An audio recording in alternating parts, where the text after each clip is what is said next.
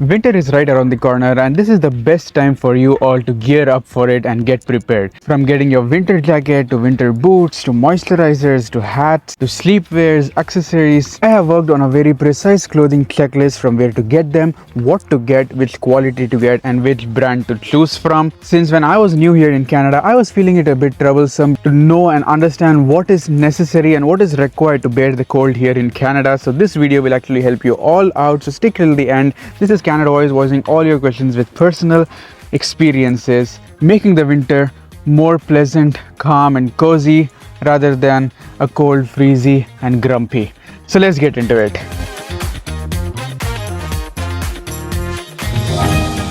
So here's a few things for you to note about the winter season here in Canada. First thing everyone knows, it definitely snows. It rains. Yes, in winter it does rain as well. Combining rain with wind, it becomes disastrous. Combining rain and snow, walking becomes a very difficult situation here because it snows, and once it rains, the roads have a layer of slush which is very slippery and very disgusting to walk on. And the next thing is, after a few hours, it freezes. Having zero grip on your shoes will make walking miserable. At this point you could get yourself an ice skate actually. So you actually get that kind of a situation, especially in walkways, driveways in the house, footpath, where it isn't accessible for the snow trucks. Coming to the heaters. So every single house here in Canada has a central heater, whether it's an apartment, basement, an individual house, Airbnb or a hotel. But what I would suggest is you to get yourself a portable heater. So every house here has a single controller. These controls are like one for the entire basement or one for the entire house as well. So in case they do not like a lot of heat around them, they would keep the heaters off or at a convenient temperature. And if you feel cool, you can't just go and keep asking them to increase and buff up the heat. So instead, a portable heater would actually be a really good thing because you could use it anytime, anywhere, and in whatever temperature you want. Having a real warm gloves and a warm socks will actually prevent you from getting frost bites.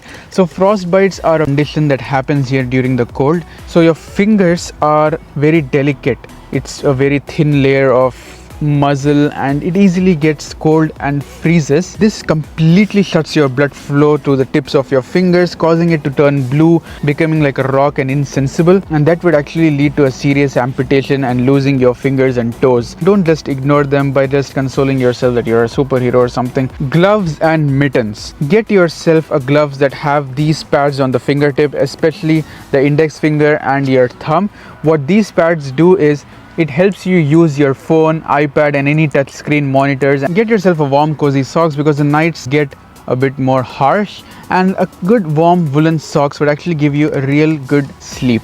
And get yourself a warm socks for going outdoors as well. People who can't tolerate cold on their neck region, get yourself a real good scarf. So beanies and ear muffins. Covering your ears solves half of your problems and make you half warm already. It gets pretty cold here in Canada with a really dry weather. You get a lot of dry skins and dandruff over here, so be sure to stay geared up for this as well.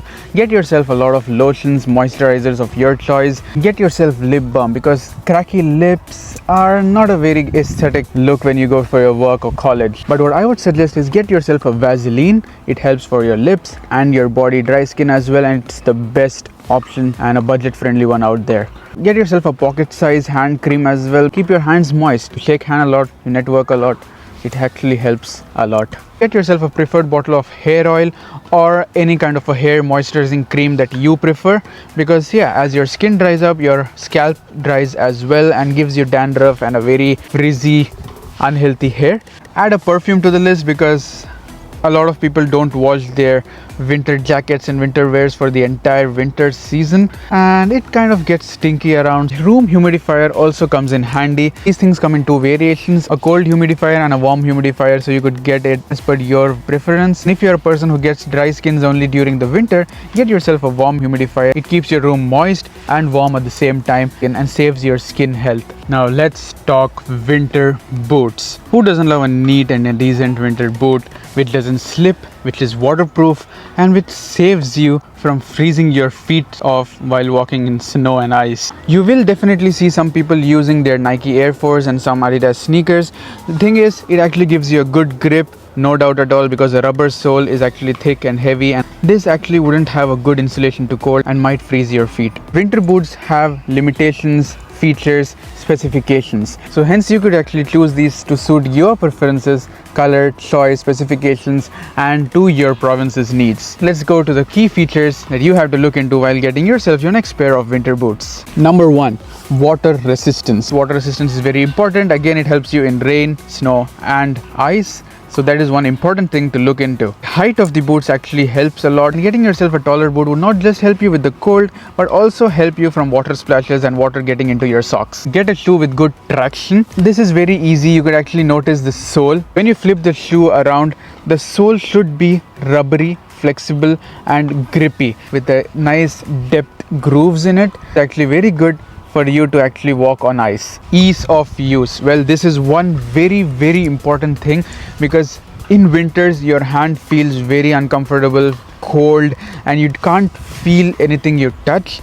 So having a complicated shoes with a lot of lace and a lot of latches around will actually make your time very hard. So get yourself something simple like a slip-on, velcro, or a zipper. Get a lot of winter boots which have exposed wool and fabric. Those feel real warm, cozy, and comfortable. But unfortunately for the cold here in Canada, with the unpredictable rain and snow, I wouldn't suggest you to get the exposed fabric. The next thing, get yourself the right size, because the roads might be sticky as well at the same time. Whenever it rains over the snow, the roads will have a layer of slush on them or black ice, and at this time a good grippy tight shoe will actually help you have a good confident walk. This is the most important thing each one of you have to own, and that is a winter jacket. Whenever you go and buy a winter jacket here in Canada, you will be seeing tags specifying what are those purpose. So you get their temperature limitation, what kind of weather they have to be used in, and how much cold insulation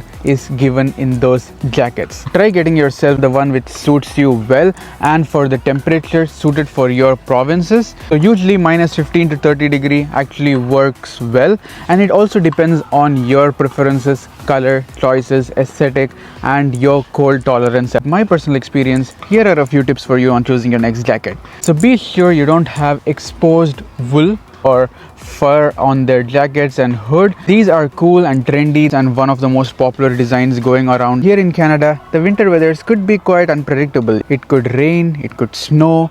So get yourself something that actually works for both these weather. And having such exposed materials outside could actually make it wet, stinky, heavy, and overall make it real uncomfortable for you all. So try to prevent exposed wool and fabric. Coming to the fleece jacket, is completely made out of fleece, exposed fabric again. So it actually is cozy, trendy, fashionable, and keeps you very warm in the winters. But when it rains, it will be a hectic situation because the entire thing will get wet. Next thing is, check whether your jacket is completely waterproof. If it is, it's really helpful here because of the mixed weather. Hence, puffer jackets are actually trending these days because they not only have a real great insulation to cold, but also have a waterproof material which actually helps a lot of people out, and it's a very trendy choice going around. Try to get it with a hood. So mostly you get the zipper hood, so if it is not rainy, you could just remove the hood and keep it in your backpack. When it is rainy or snowy, you could just zip it on and have a hood. And for those formal office goers wearing a nice shirt and a nice decent pant, I would suggest you to get an overcoat. An overcoat makes you look professional, neat, simple. And one thing that I actually love about overcoats is its length. You actually get a overall cold protection, and it's real helpful, real good. I'm telling out of my experiences, I really enjoy an overcoat, especially while going to the office. Try to have a covered zipper because this actually helps and prevents the cold from entering your body and gives you a much better insulation. Try to have larger pockets because you could keep a lot of things in them, as your pant pocket would be hard to reach, and especially in cold, trust me, you would thank me later. And try to have a pocket inside as well, so whenever you're buying, just be sure to check whether there's a pocket inside, because that actually helps keep your things safe. Get yourself full sleeve sweatshirts and hoodies. These not only come in handy while wearing it on their own, you could also use them to layer yourself up. Getting yourself a set of thermals. They're thick, warm, cozy woolen full sleeve t-shirt and a pant. These thermals are usually worn inside your clothing like a first layer of dress, and later you wear whatever you want. It keeps you extra warm, and as you reach your home you could just sleep in those thermals. Clothing wear changes from different provinces as well. Say you buy winter wear in Vancouver, which is not an extremely cold weather compared to Alberta or Toronto, so there you get dresses that are -30 to -40 insulation, but over here you just get like -15 to -20, which is completely fine. Choose your clothing and buy it from that specific province stores itself. And don't forget to get yourself a comfy blanket and a cozy comforter to snuggle on. So where you could get all of these at the best quality, best suitable price and functionality. So here are a list of few stores for each and every categories. So for affordability, these are the best brands, but again affordability might actually have some compromises on quality, so be sure to check that out.